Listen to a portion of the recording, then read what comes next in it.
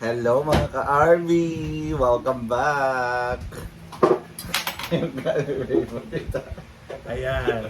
Since by request, food vlogger na kami. Food vlogger. Ayan. Bumili kami sa kanto ng... Yes! Kunin mo muna. Makain ko lang. Tapos, nagkain kami ng siomai. At saka, pansit ni Mami Lourdes Sereno. Okay. So, we have here yung kanyang pansit. Yummy! Ayan yung pansit. Hati na lang tayo. Trivia lang, actually. Itong pansit na to, isa sa mga top follower namin yung asawa. Correct, si Kuya Alex. Shout out sa iyo, Kuya Alex. And then, merong masarap na siomai, homemade. Dito lang yan sa kanto namin. Can you say about the pansit? Ito pa rin naman katulad yung pansit ni Mami. Masarap. Bumababa pa yung damit mo. Sarap.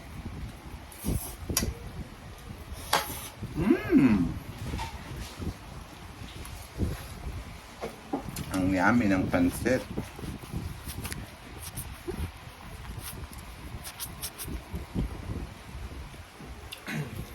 Walang katulad. Walang katulad. Parang yung Yumminess. Chowking.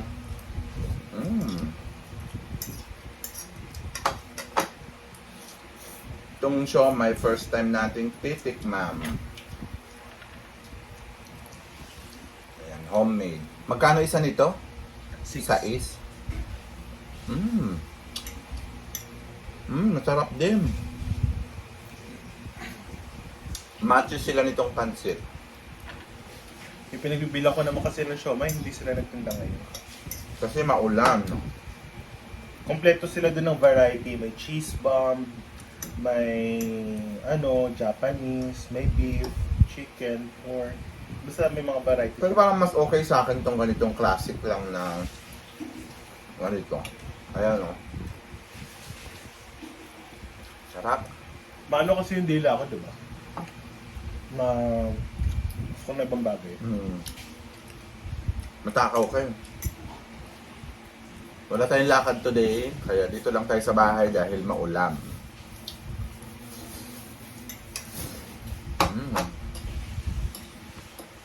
Ito yung aming juice everyday. Ito yung aming celery juice with cucumber, lemon, honey, and calamansi extract. Calamansi puree.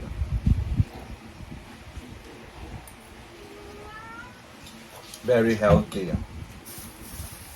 Meron pa pala tayo ditong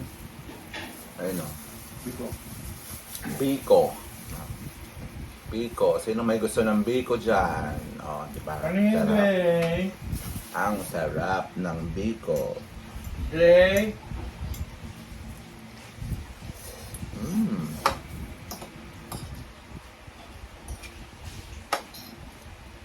Yummy overload. Papapansin na naman yung pusa Sarap namin. nito, oh. Tignan nyo, guys.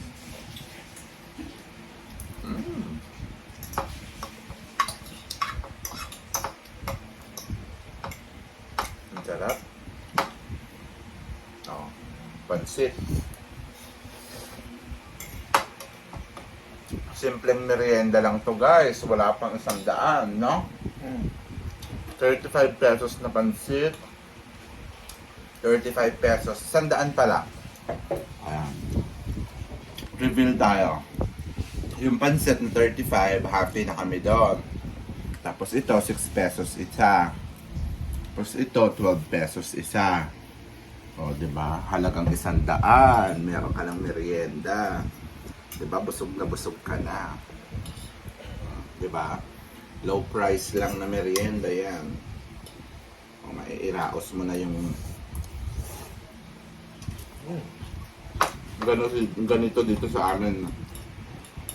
marami kang mabibilihan na murang mga Pagkain. pagkain, mga merienda. Wala nga lang dito yung ano, yung sumisikat na 5 pesos sa rice, 10 pesos sa ulam. Wala dito.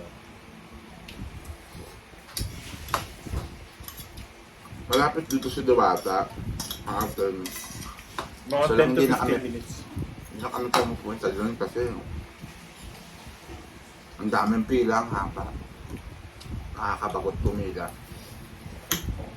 Marami naman dito magtitinda ng pares, masarap din. Kaya, by choice naman. Sarap. Sold. Sold ka? Yeah. Sold sa,